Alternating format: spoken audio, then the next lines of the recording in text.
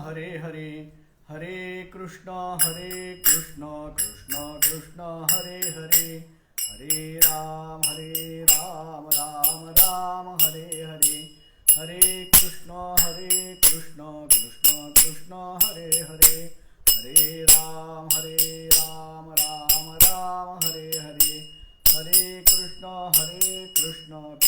कृष्ण हरे हरे गोपाल कृष्ण भगवान की जय। वक्रतुंड महाकाय सूर्यकोटि समप्रभ निर्विघ्नं कुरु मे देव सर्वकार्येषु सर्वदा। गणनाथ सरस्वती रवि शुक्र बृहस्पति पंचैतान् संस्मरे नित्यं वेदवाणी प्रवर्तते वेदवाणी नमस्तुभ्यं वरदे कामरूपिणी विद्यारंभं करिष्यामि प्रसन्ना भव सर्वदा। ऋषिकल्पं रामभक्तं गुरुं यज्ञेश्वराभिधं चतुर्वेदेश्वरः प्राणं प्रणमामि पुनः पुनः। आहेतु जननी मदीय न कळे अज्ञान मी लेकरू घाली गे मज प्रेम पाखर सदा दूरी नको गे करू। प्रेमे वाहत मुक्त कंठ करुणी नाही तुझे बंधन प्रल्हादा गुरुराजयानित तुम्हा माझे असो वंदन। जरीचरी वनी धेनू आठवी वत्स नित्य जननी करीत कामे बालका पासी चित्त। तदुपरी गुरुमाये लेकुरा ठेवी प्रेम श्री सद्गुरु रामानंद तुम्हा प्रणाम। जयाचा जगी जन्म नामार्थ झाला जयाने सदा वासना मात गेला जयाच्या मुखी सर्वदा राम कीर्ती नमस्कार त्या ब्रह्म चैतन्य मूर्ती। शुकासारिघे पूर्ण वैराग्य जाचे वशिष्ठा परिज्ञान योगेश्वराचे कवी वाल्मिका सारिखा मान्य ऐसा नमस्कार माझा सद्गुरु रामदासा। दुर्गे स्मृता हर्षि भीतिमशेष जंतो स्वस्थै स्मृता मतिमतीव शुभान् ददासि। दारिद्र्य दुःख भयहारणिकात्मदन्या सर्वोपकार करणाय सदार्द्रचित्ता। सदानंदीचा उदयोस्तु बोल भवानी की जय। अंबा माता की जय रेणुका माता की जय। अनंत कोटि ब्रह्मांड नायक राजाधिराज सच्चिदानंद सद्गुरु श्री ब्रह्म चैतन्य रामानंद प्रह्लाद यज्ञेश्वर महाराज की जय। जय जय रघुवीर समर्थ चतुर्वेदेश्वर भगवान की जय।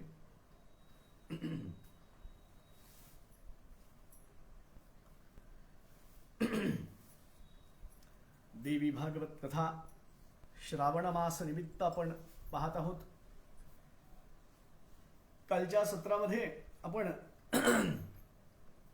सुदर्शनाला देवीचा वर कसा प्राप्त झाला इथपर्यंतची कथा आपण पाहिलेली आहे। आज आपण सुदर्शनाला भगवतीचा वर प्राप्त होऊन त्याचा उपनयनादिक संस्कार त्याचं शिक्षण आणि त्याच्या विवाहापर्यंतची कथा आपण आज पाहणार आहोत। बीजं वै कामराजाख्यं गृहीतं मनसा तदा जजाप बालकोत्यर्थं श्रुत्वा चेतसि सादरं। प्रजपन् मनसा नित्यं क्रीडत्यपि स्व्यप्रित्यपि विसस्मारमनं मन्त्रं ज्ञात्वा सारामिति स्वयं। धनुर्वेदं तथा साङ्गं नीतिशास्त्रं विधानतः अभ्यस्ता सकला विद्या स्तेन मंत्रबलादिव. त्या सुदर्शन हळूहळू मोठा होत चाललेला आहे. मुनिपुत्रांसोबत तो रोज क्रीडा करत असे, खेळत असे. आणि असाच उत्तर काल त्याचा जात असताना, काल आपण पाहिलं की जो विद्दल नावाचा जो मंत्री असतो तो अचानक एकदा समोर आल्याबरोबर ते मुनिपुत्र जे असतात ते मुनिपुत्र त्याला मोठ्यानं अरे क्लीबा असं उच्चार करतात. असा उच्चार केल्याबरोबर सुदर्शन तेवढंच फक्त एक लक्षात ठेवतो, क्ली. आणि सतत सतत त्याच्या डोक्यामध्ये एकच महामंत्र भगवतीचा बीजाक्षर क्ली क्ली क्ली क्ली असा उच्चार करत करत तो सतत सतत भगवतीचं नामस्मरण करत जात होता. झोपताना, उठताना, बसताना, झोपेपर्यंत त्याच्या मनामध्ये फक्त आणि फक्त भगवतीचा नामजपच असायचा. काया, वाचा, मन, चित्त, अहंकार या सगळ्यांनी फक्त आणि फक्त तो भगवतीची उपासनाच त्याच्याकडनं अनायासे होत जायची. 5 ज्ञानेंद्रिय, 5 कर्मेंद्रिय, 5 प्राण आणि 1 मन या सगळ्या 16 इंद्रियांनी सतत तो भगवतीची उपासना आणि नामजप करत असायचा. 11 वर्ष त्याला पूर्ण झाली. त्यावेळेला ऋषींनी त्याचा उपनयन संस्कार केला. त्यावेळेसपासून त्याचा वेदाभ्यास चालू झाला. वेदाभ्यासाच्या जोडीनं धनुर्वेद, नीतिशास्त्र एवढेच नाही तर सर्व विद्यांचा अभ्यास त्याने भगवतीच्या बीज मंत्रामुळे अत्यल्प काळामध्ये तो पूर्ण केला. असा त्याचा रोजचा दिनक्रम असताना एक वेळ भगवतीनं त्याला दर्शन दिलं. भगवतीनं दर्शन दिलं. त्या भगवतीच्या अंगावरती अत्यंत अशा प्रकारचे सुंदर रक्तवस्त्र होते.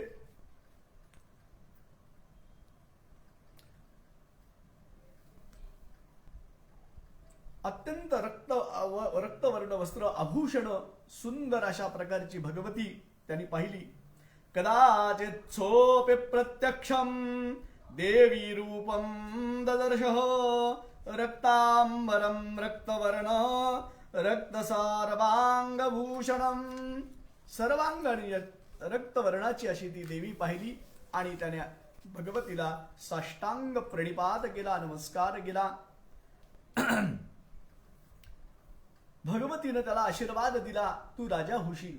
त्याच्यासोबतच भगवतीनं एक धनुष्य, बाण, भाता आणि एक चिलखत अशा प्रकारच्या 4 वस्तू भगवतीकडनं त्याला प्राप्त झाल्या. त्याच वेळेला काशी राजाची कन्या जिचं नाव होतं शशिकला, अत्यंत सुंदर, अत्यंत देखणी अशा प्रकारची ती कन्या होती. तिनं जसं सुदर्शनाबद्दल काही जणांकडनं ऐकलं आणि सुदर्शनाबद्दल वृत्तांत तिच्या कानावर पडल्याबरोबर त्याच्या रूपाचं वर्णन ऐकल्याबरोबर तिच्या मनामध्ये त्याच्याबद्दल प्रेमभाव उत्पन्न झाला आणि त्याच्याशीच आपण विवाह करावा असा मनोमन तिनं निश्चय केला. भगवतीनं तिला स्वप्नामध्ये ज्या वेळेला दर्शन दिलं आणि भगवतीनंही तिला सांगितलं की तू याच्याशीच विवाह कर, तो माझा परमभक्त आहे असं भगवतीनं प्रत्यक्ष त्याला सांगितलं. आणि तिला सांगितलं की हा विवाह तुझ्या सगळ्या मनोकामना पूर्ण करणारा अशा प्रकारचा ठरेल. त्यामुळं निःसंशय तू तिचा त्या ठिकाणी तू भगवतीचं व्रत त्याच्याशीच तू विवाह कर. अशीच ती एकदा फिरता फिरता एका बागेमध्ये आली. बरं का, बागेत आल्यावर त्या ठिकाणी एक ब्राह्मण तिने पाहिला आणि ब्राह्मण पाहत असताना त्याला नमस्कार केला आणि त्याला विचारलं, महाराज आपण कुठून आलात? सहसा विचारण्याचं तसं काही कारण नव्हतं, परंतु तिनं विचारल्यावर त्या ब्राह्मणाने विचारलं, मला विचारण्यामागचा काय उद्देश आहे? कशासाठी मला विचारलं तुम्ही? तिने सांगितलं की इकडे पाहण्यासारखं काय आहे? आम्ही इकडे फिरत फिरत आलेलो आहोत, पाहण्यासारखं काय आहे या ठिकाणी? त्यावेळेला त्यांनी सांगितलं की या ठिकाणी भारद्वाज मुनींचा आश्रम आहे. मग तिनं विचारलं की भारद्वाज मुनींच्या आश्रमामध्ये विशेष पाहण्यासारखं काय?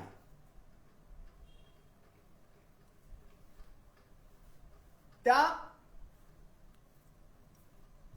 महाराजांनी, त्या ब्राह्मणांनी तिला सांगितलं, राजा ध्रुवसंधी याचा मुलगा, ज्याचं नाव आहे सुदर्शन, त्या आश्रमामध्ये तो राहतो. नावाप्रमाणेच तो अत्यंत देखणा आहे, सुदर्शनाप्रमाणेच आहे, विद्वान आहे, सुदर्शनाप्रमाणे अत्यंत तेजस्वी अशा प्रकारचा आहे. नावाप्रमाणेच तो आहे. त्याच्या इतकं त्या आश्रमामध्ये दुसरं काहीच सुंदर नाहीये. आतापर्यंत ज्यानं त्याला पाहिलं नाहीये तो दुर्भागी आहे, असंच मी म्हणेल. एवढी त्यानं स्तुती केली आणि तिला सांगितलं, हे देवी, तू या ठिकाणी आलेली आहेस तर तुझा विवाह त्याच्याशी व्हावा हीच इच्छा आम्ही प्रकट करतो. त्याच्याशी तू विवाह करणे हे योग्य ठरेल असं मी तुला सांगतो. कदाचित हा जो विवाहाचा योग आहे हा विधात्यानं हा ठरवलेला असेल, निश्चित केलेला असेल. म्हणून मी तुला मनोमन सांगतो की तू आश्रमामध्ये जा. तुझ्यासोबत त्याचा विवाह जर झाला तर हा निश्चितच असा मणिकांचन योग असा ठरेल बरं का. तिने नमस्कार केला. व्यास म्हणतात, तो ब्राह्मण एवढे बोलून निघून गेला. पण त्याचं बोलणं ज्या वेळेला तिनं ऐकलं, ती मात्र फार विव्हल झाली, बेचैन झाली, काय करावं सुचेना. अगोदरच ती त्याच्याकडे आकर्षित झालेली होती आणि त्या ब्राह्मणानं केलेली स्तुती पाहून ती अजूनच तिच्या मनामध्ये दृढ निश्चय झालेला होता. आपल्या त्या सखीला म्हणत होती, हे सखी, त्या सुदर्शनाची स्तुती त्या ब्राह्मणाने केली तेव्हापासून तर मी खरोखरच अत्यंत कामविव्हल झालेली आहे. कधी कधी मी त्याला भेटेल असं झालंय मला. मला कुठे कशातही चैन पडत नाही. कधी पर्वत, नदी किनारा किंवा पानवठा, कुठेही म्हणून मला माझं मन लागत नाही, चित्त लागत नाहीये.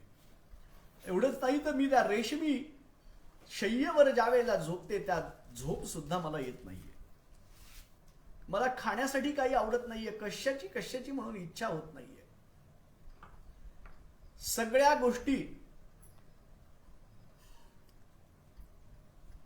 सगळ्या गोष्टींची मला कशातही रस वाटेना.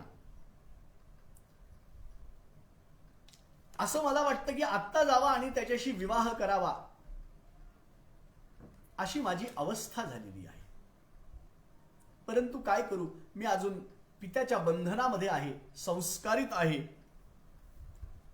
मला तर वाटतं अजून माझे वडील माझ्या स्वयंवराचा विचारच करत नाहीयेत.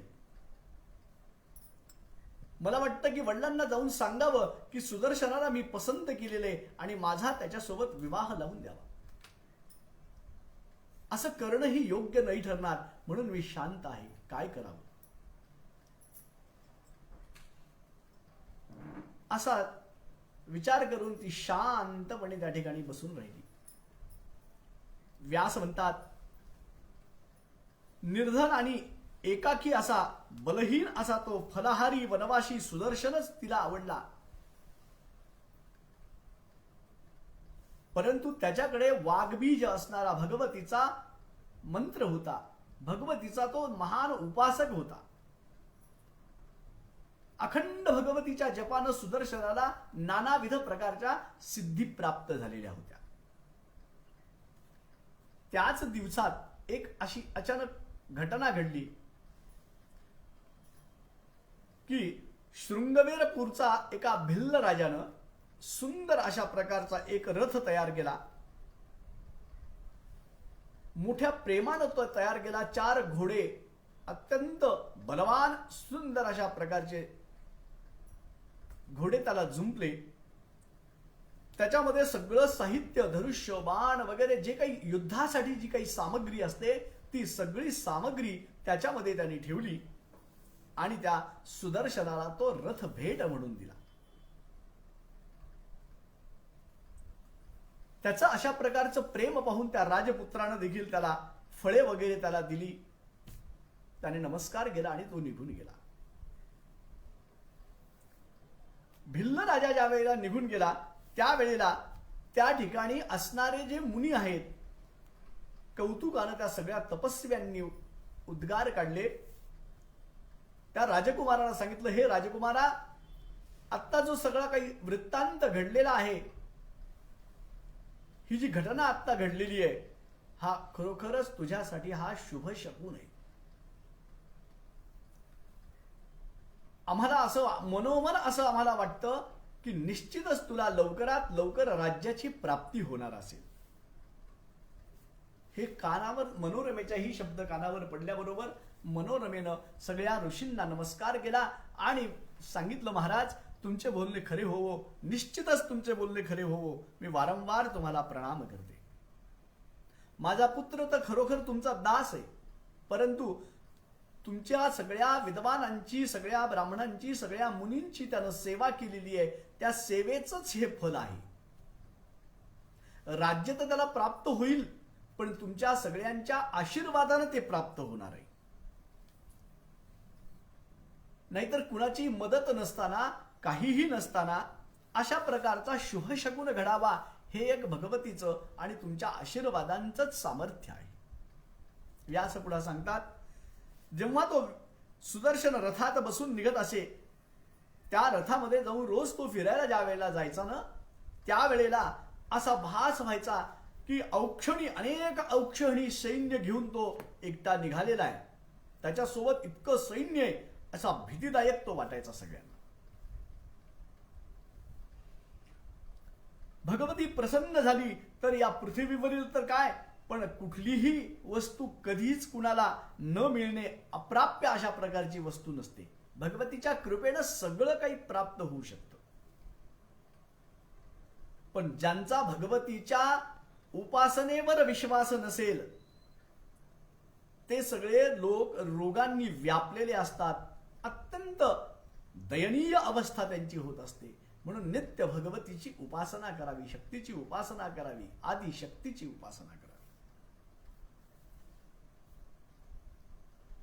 जे लोक मायामोहामध्ये पडलेले आहेत ते ही गोष्ट भगवतीच्या उपासनेची जाणत नाहीत.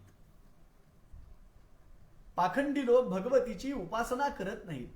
विश्वेश्वरीं जगद्धात्रीं स्थितिसंहारकारिणीं निद्रां भगवतीं, अशा प्रकारच्या भगवतीची उपासना इंद्रादिक सर्व कुबेर, यम, वायू, अग्नी, कुबेर, त्वष्टा, पूषा, अश्विनी, भग, आदित्य, वसु, रुद्र, विश्वदेव हे सगळे सुद्धा भगवतीची त्या उपासना करतात. ब्रह्मा, विष्णू, महेश तिघही. आणि अशा प्रकारे भगवतीची उपासना करत करत असताना भगवतीनं देखील सुदर्शनाच्या मनातली मनोकामना जाणली आणि आशीर्वाद दिला.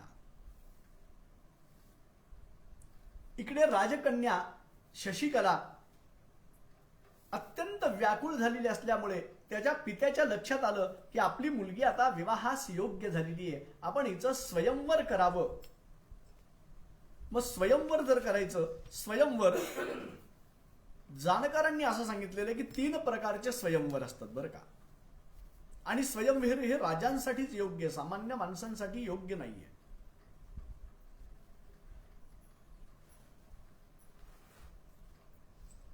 पहिलं जे आहे त्याला इच्छा स्वयंवर असं म्हणतात. या इच्छा स्वयंवरामध्ये असं असतं की कन्येनं सगळे राजकुमार बोलवायचे, राजे बोलवायचे आणि एका सभामंडपामध्ये बसायचे आणि तेवढ्या सगळ्यांपैकी त्या राजकन्येला जो पसंत पडेल त्यानं त्याच्या गळ्यामध्ये तिनं माळ घालायची, त्याच्याशी त्याचा विवाह लावायचा. त्याला इच्छा स्वयंवर असं म्हणतात. दुसरं जे आहे पण स्वयंवर, एखादा पण लावायचा. जसं रामचंद्रांच्या विवाहाच्या प्रसंगी धनुष्य बाणावर त्या प्रत्यंच्या चढवण्याचा प्रण होता, अर्जुनाच्या विवाहाच्या प्रसंगी खाली पाहून, त्या पाण्यामध्ये पाहून वरती फिरत असणाऱ्या त्या माशाचा डोळा टिपायचा होता. असे जे नानाविध पण असतात त्याला पण स्वयंवर असं म्हणतात. तिसरं जे स्वयंवर आहे त्याला शौर्य शुल्क स्वयंवर असं म्हणतात. शौर्य शुल्क स्वयंवर याच्यामध्ये आपला स्वतःचा पराक्रम दाखवायचा आणि सगळ्यांसमक्ष त्या कन्येचं हरण करायचं. याला शौर्य शुल्क स्वयंवर असं म्हणणं आहे. राजाने विचार केला की आपण हिचं फक्त अशा प्रकारचं शुल्क स्वयंवर नको, शौर्य शुल्क नको, पणही नको. तिला जो मुलगा पसंत पडेल, तिला जो राजकुमार पसंत पडेल त्याच्याशी आपण विवाह करावा, असंच आपण करावं. तिचं इच्छा स्वयंवरच आपण करावं असा त्याने निश्चय केला. ज्या वेळेला तिच्या स्वयंवराची घोषणा करण्याचं राजाच्या मनामध्ये येत होतं त्यावेळेला आपल्या एका मैत्रिणीसोबत तिनं आपल्या आईकडे निरोप पाठवला. अत्यंत व्याकुळ झालेली होती. आईकडे निरोप पाठवला की मी सुदर्शनाला पसंत केलेला आहे आणि माझा त्याच्याशीच विवाह लावून द्यावा, असं तिनं आपल्या आईकडे निरोप पाठवला. तिनं देखील निसंशयपणे आपल्या पतीला सगळा येथे वृत्तांत सांगितला.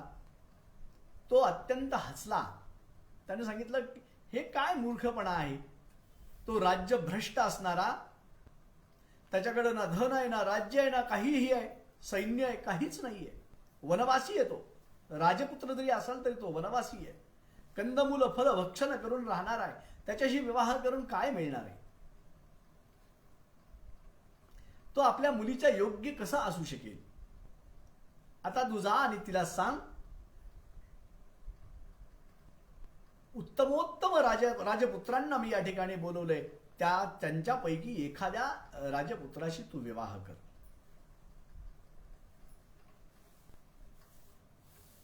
त्यावेळेला त्या राजाचं बोलणं ऐकल्याबरोबर व्यास म्हणतात, व्यास उवाच भरता साभिहिता बाला पुत्रीं कृत्वांग संस्थितां उवाच वचनं श्लक्ष्णं समाश्वास्य शुचिस्मितां किं वृथा सुदतित्वं हि विप्रियं मम भाषते पिता ते दुःखमाप्नोति वाक्येनानेन सुव्रते. ती त्याला आपल्या पतीचं अशा प्रकारचं बोलणं ऐकून तिनं मुलीला जवळ बोलवलं, कुशीत घेतलं आणि तिला समजावून सांगण्याचा प्रयत्न करत होती. बाले, असं करणं योग्य नाहीये. हा जो तुझ्या मनामध्ये विचार आलेला आहे ना, हा योग्य नाहीये. असं करू नकोस.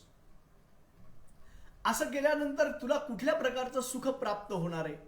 काहीच मिळणार नाही. तो जो सुदर्शन आहे, एकतर तो राज्यभ्रष्ट आहे,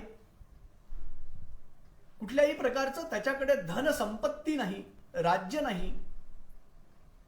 ऋषींच्या आश्रमामध्ये तो स्वतः राहतो, कंदमूल फल भक्षण करतो आणि त्याच्याही पेक्षा महत्वाचं तो जो युधाजित आहे तो त्याला कधीही मारण्यासाठी टपलेलाच आहे. बालपणातच तो त्याचा वध करणार होता, परंतु बालपणामध्ये ऋषींनी सांगितलं, भारद्वाज ऋषींच्या विनंतीवरून, भारद्वाज मुनींच्या सांगण्यावरून त्यानं त्याला सोडून दिलं. म्हणून तो आज या मोठा तरी झालाय. परंतु अशी घटना जर काही घडली तर तो युधाजित परत त्याला सोडणार नाही, त्याचा घात करेल. नानाविध प्रकारे सांगितल्यावर सुद्धा तिनं काही केल्या ती शशिकला ऐकायला मात्र तयार नाही. शशिकलेनं सांगितलं, आई आता त्याला विसरणं शक्य नाही. आता तो माझा स्वामी आहे.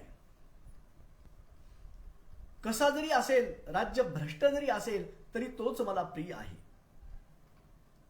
काही केल्या ती काही ऐकायला. त्यानं सांगितलं की त्याच्या राज्य नसलं तरी चालेल, खाण्यासाठी काही नसलं तरी चालेल, कंदमूल फल भक्षण करून आम्ही राहू असं सांगितल्यावर सुद्धा काहीही सर्वतोपरी प्रयत्न केले, परंतु शशिकला मात्र काही ऐकण्यास तयारच नव्हती. व्यास म्हणतात तिच्या आईनं नानाविध प्रकारे तिला समजावून सांगण्याचा प्रयत्न केला, पण शशिकला काही केल्या ऐकेना. एवढं समजावून ज्या वेळेला राजानं तिच्या इच्छा स्वयंवराची तयारी केली, सगळ्या राजांना निमंत्रण दिलं, त्यावेळेला मात्र ती अतिशय खिन्न झाली आणि तिनं विचार केला की राजा, माझा पिता तर सुदर्शनाला निश्चितच हे देणार नाहीये, मिळणार नाही, तर आपणच त्याला निमंत्रण पाठवावं.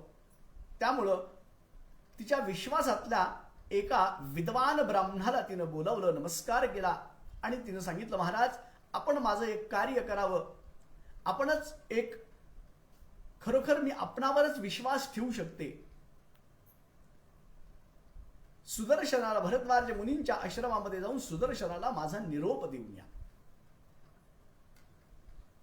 त्या ब्राह्मणाने देखील तिनं सांगितल्याप्रमाणे भरद्वाज मुनींच्या आश्रमामध्ये गेले आणि त्या ठिकाणी सुदर्शनाला तिचा निरोप दिला. सुदर्शनाला निरोप दिल्याबरोबर सुदर्शनानं सुद्धा भगवतीच्या कृपेनं येण्याची तयारी दर्शविली. त्यावेळेला सुदर्शनानं सांगितलं, हे विप्रोत्तमा, आपण निश्चिंत राहा, मी ऋषींची आज्ञा घेतो, ऋषींना करतो येण्यासाठी निश्चित मी प्रयत्न करतो. जाण्याचा निश्चय केल्याबरोबर व्यास पुढे म्हणतात, त्याचा अशा प्रकारचा निश्चय झाला, ऋषींना नमस्कार केला, परंतु त्याची जी माता होती, जिचं नाव होतं मनोरमा, ती मात्र अत्यंत भयभीत झाली. तिनं विचार केला, तू जाणार नाहीस, कशासाठी? एवढे मोठे मोठे राजे त्या ठिकाणी आहेत, तू कशासाठी जाणार आहेस? आपल्याजवळ काहीच नाहीये, धन नाही, संपत्ती नाही, राज्य नाही, सैन्य नाही, शौर्य नाही, काहीच नाही. मग एवढ्या राजांसोबत तिथे जाऊन सगळ्यांशी शत्रुत्व का बरं करणार आहेस तू? जाऊ नकोस. त्यावेळेला सुदर्शनानं सांगितलं, आई, हे कल्याणी, तू तर एक वीर माता आहेस, क्षत्रिय आहेस तू, आणि क्षत्रियांनी अशा प्रकारचं वक्तव्य करणं योग्य आहे. मी कुणालाही घाबरत नाही. भगवतीचा मला आशीर्वाद आहे, भगवतीनं मला स्वप्नात दृष्टांत दिलेला आहे आणि शशिकलेला सुद्धा भगवतीनं स्वप्नात माझ्याशीच विवाह कर असा निश्चय केलेला आहे. त्यामुळे कुठल्याच प्रकारे तू मला अडवू नकोस, उलट तू मला आशीर्वाद दे आणि आशीर्वाद देऊन मला तू जाण्यासाठी तिकडे प्रोत्साहित कर. जे व्हायचं ते होऊन जाऊ दे, तिथे गेल्यानंतर पाहूयात काय होईल. एवढे सगळे राजे असतील, कदाचित भगवतीची जर इच्छा असेल तर मी त्यात एवढ्या सगळ्यांसोबतही मी जिंकू शकेल, कारण त्या शक्तीपुढे कुणीच काही नाहीये. सर्वजण अत्यंत छोटे आहेत सगळेजण. जिथे ब्रह्मा, विष्णू, महेश हे तिघही त्या भगवती समोर सदैव नतमस्तक असतात, सदैव तिची उपासना करत असतात, तिथे बाकी काय गोष्टी आहेत? त्यावेळेला तिलाही आनंद वाटला. ठीक आहे, काही हरकत नाही. तिनं त्याला आशीर्वाद दिला.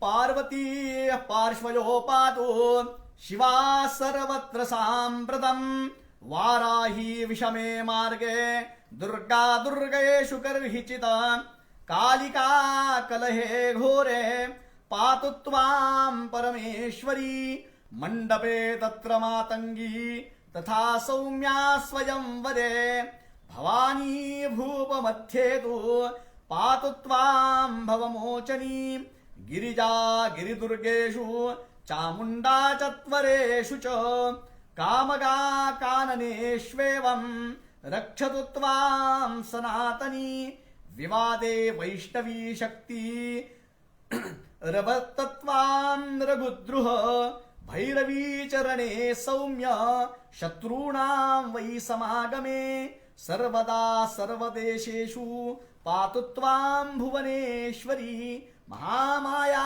जगद्धात्री सच्चिदानंद रूपिणी. ती सच्चिदानंद रूपिणी भगवती समोरून तुला अंबिकेने राखावं, पाठीमागून भगवतीने राखावं, दोन्ही बाजून पार्वती आणि शिवा सर्व बाजूंनी रक्षण करोत.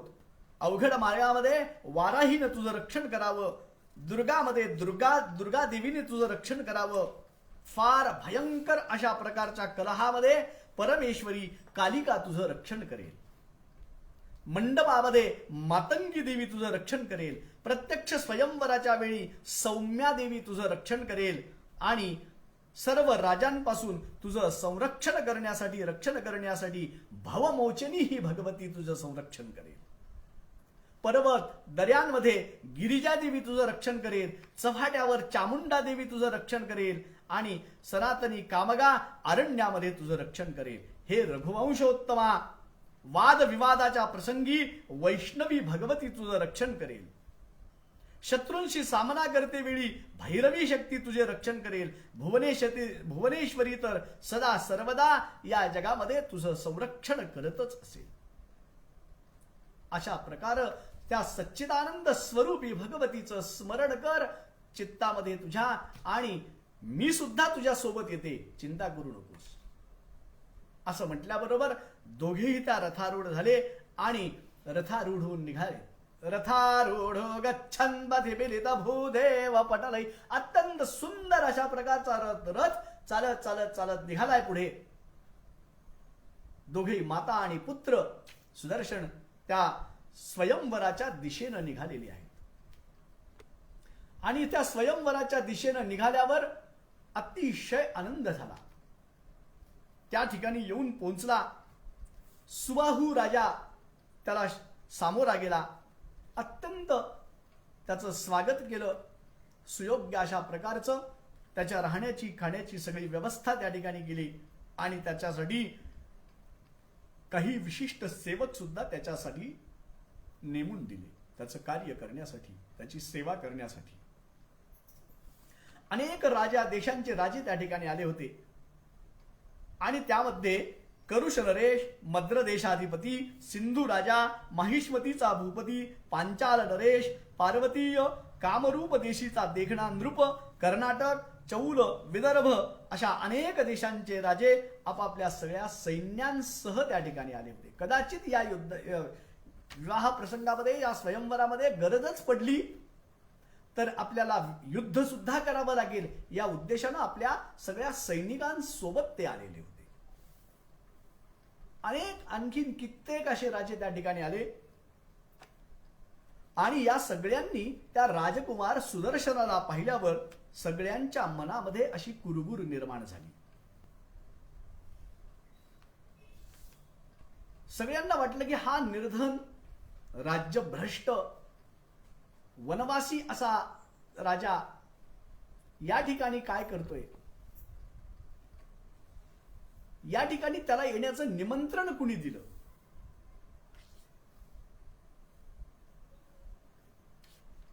इतक्यात त्या सुदर्शनाला पाहून राजपुत्रांमध्ये सगळ्या कुजबूज निर्माण झाली.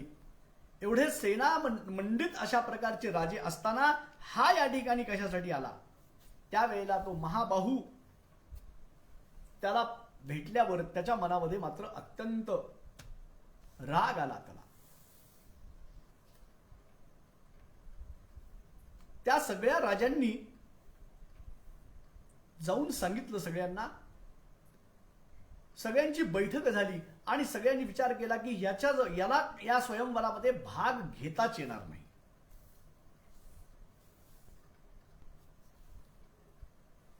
तो महाबाहू ज्या ठिकाणी आला त्याने सुद्धा त्यावेळेला सांगितलं की या सुदर्शनाला या ह्याच्यामध्ये भाग घेता येणार नाही, नाहीतर युद्ध करावं लागेल.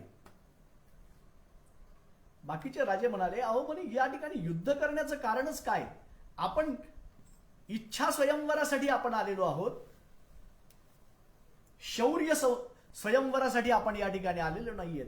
त्यामुळे त्या मुलीला जो पसंत पडेल त्याच्याशी तिनं विवाह करावा, बाकीच्यांनी आपापल्या स्थानावर परत जावं.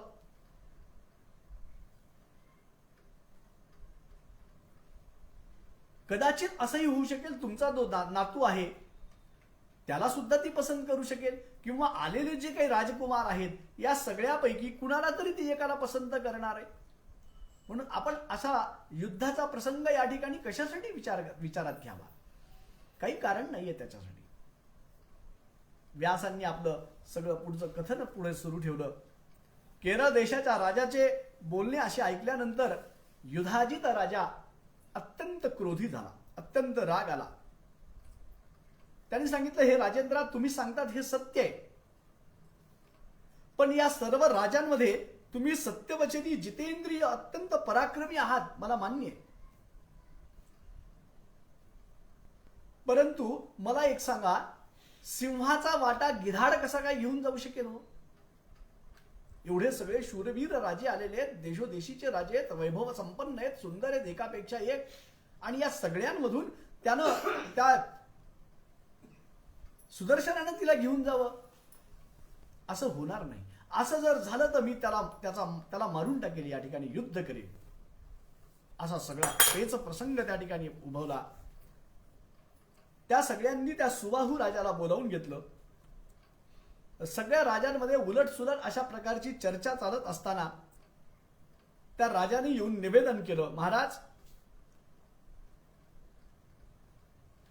आपण या विवाहाचा जो काही पण केलेला आहे, हा जो काही स्वयंवर रचलेला आहे, याच्यामध्ये आमच्या सगळ्यांचं एक मत आहे की या स्वयंवरामध्ये सुदर्शनाने भाग घेऊ नये अशी आमची इच्छा आहे.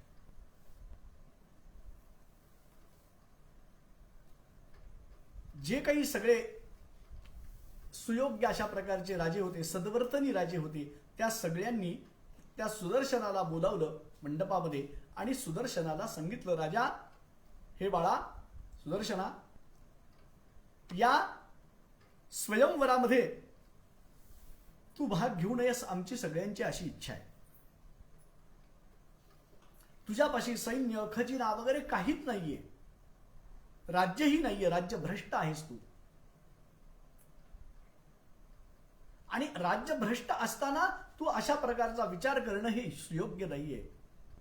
त्यावेळेला सुदर्शनानं अत्यंत प्रचुर अशा प्रकारचं भाषण त्या ठिकाणी केलं, सगळ्यांना समजावून सांगितलं. सुदर्शनानं सगळ्यांना काय सांगितलं, यांचा काय संवाद झाला हे आपण उद्याच्या सत्रामध्ये पाहूया. झालेली वाङ्मय पुष्पसेवा माझ्या सद्गुरूच्या चरणी आणि भगवतीच्या चरणी मी समर्पित करतो आणि माझ्या वाणीला याच ठिकाणी विराम देतो. हरे राम राम राम हरे हरे, हरे कृष्ण कृष्ण कृष्ण हरे हरे, हरे राम राम राम हरे हरे, हरे कृष्ण कृष्ण कृष्ण हरे हरे. गोपाल कृष्ण भगवान की जय. सदानंदीचा उदयोस्तु उदयोस्तु उदयोस्तु. बोल भवानी की जय. अंबा माता की जय. रेणुका माता की जय. यदक्षर पदभ्रष्टं मात्राहीनं च यद्भवेत् तत्सर्वं क्षम्यतां देवी.